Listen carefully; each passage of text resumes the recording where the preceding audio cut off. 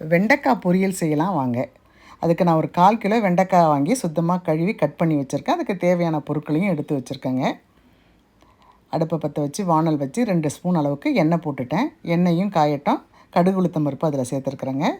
கடுகு உளுத்தம் பருப்பு பொரிஞ்ச உடனே 1 ஸ்பூன் கடலைப்பருப்பு அதில் சேர்த்துக்கலாங்க. கடலைப்பருப்பு போட்ட உடனே அடுப்பை ஸ்லோ பண்ணிடணுங்க. நல்லா கடலைப்பருப்பு வதக்கி கொடுத்துட்டு அது கூட 3 பச்சை மிளகாயும் சேர்த்து வதக்கணுங்க. பச்சை மிளகாய் வதங்கினதுக்கப்புறம் கறிவேப்பிலையும் சின்ன வெங்காயமும் கட் பண்ணி வச்சுருக்குறேங்க. அதையும் அது கூட சேர்த்துக்கணும்.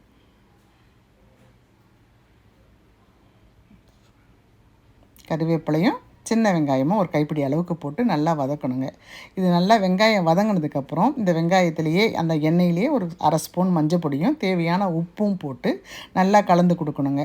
நல்லா கலந்து கொடுத்துட்டு இப்போ நம்ம கட் பண்ணி வச்சுருக்கிற அந்த வெண்டைக்காயை இந்த கலவையில் போட்டுக்கணுங்க.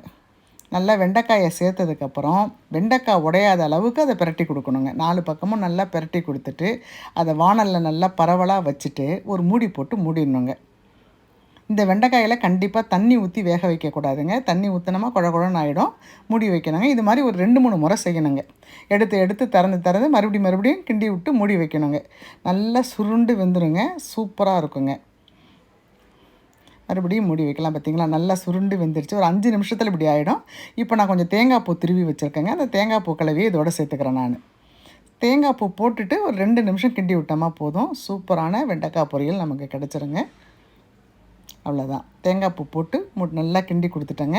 இப்போ இதை வேறு பாத்திரத்தில் மாற்றிடலாங்க. நம்ம அந்த வானல்லே வச்சோமா அந்த சூடில் அது ஒரு மாதிரி முறுமுறுன்னு ஆகிடும். அதனால் வேறு பாத்திரத்தில் மாற்றிடலாம்.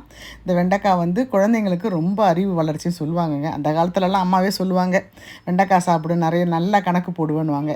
இது எங்கள் அம்மா எனக்கு சொல்லி கொடுத்த மெத்தடுங்க. பழைய மெத்தடு. இப்போ புதுவிதமாக நிறைய பேர் நிறைய செய்கிறாங்க. இது பழைய மெத்தடுங்க. பிடிச்சவங்க ட்ரை பண்ணி பாருங்கள். நன்றி, வணக்கம்.